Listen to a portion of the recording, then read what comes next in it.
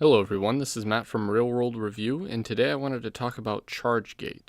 ChargeGate has been fixed as of iOS 12.0.1 and only affected the new iPhone XS and the iPhone XS Max, which led me to believe that this issue was more than just software.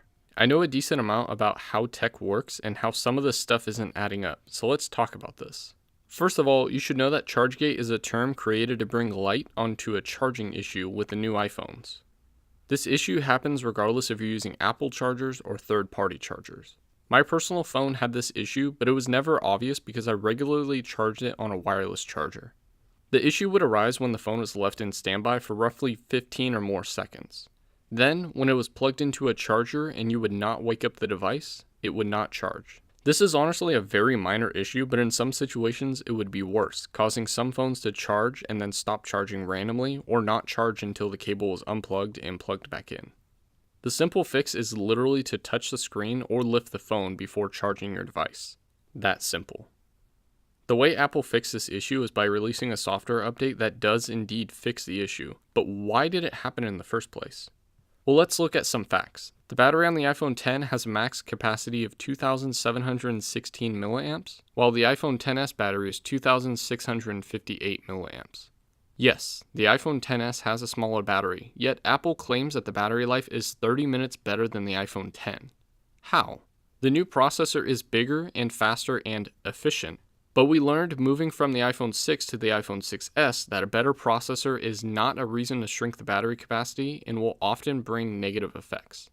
What this possibly means is that Apple may be slowing down the processor when the phone is in sleep mode, but there are some contradictions with this statement. The phone is in sleep mode and does not react to the charging port, but it does react to the wireless charger, notifications, Bluetooth, button presses, etc. So that's most likely not the issue, but maybe we're getting a little bit closer. After looking at iFixit's teardown of the iPhone XS and the iPhone X, this is the conclusion that I've come to. Here's a list of components that I can find related to charging and the battery.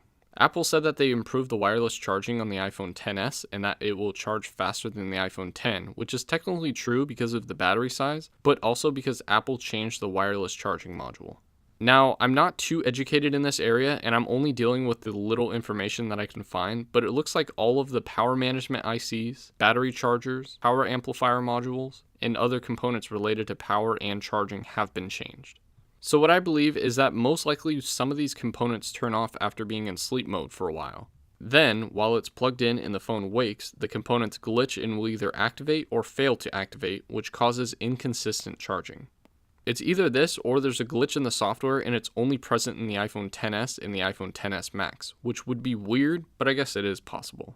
So if my research is correct, then the software update from iOS 12.0 to iOS 12.0.1 will cause a drop in battery life. Not a huge drop, but it may prove the 30-minute better battery life to be a lie. Again, this is what I believe. This may not be what's really going on, but I can't find anyone trying to explain why this happened in the first place and why it's only happening to these two phones. Now, I returned my iPhone XS Max for this charging issue along with other issues, so I don't have this phone anymore, but what about you? Is your battery life better or worse after this update? Let me know in the comments section below or on Twitter at @MattofRWR, and feel free to follow me on the social media listed above. Also, let me know if you like these types of videos and what other issues you want me to investigate. Lastly, subscribe to my channel if you want to silently let me know that I'm doing a good job. I would very much appreciate that. And hit that bell button if you want YouTube to remind you when a new video comes out. Thanks for watching.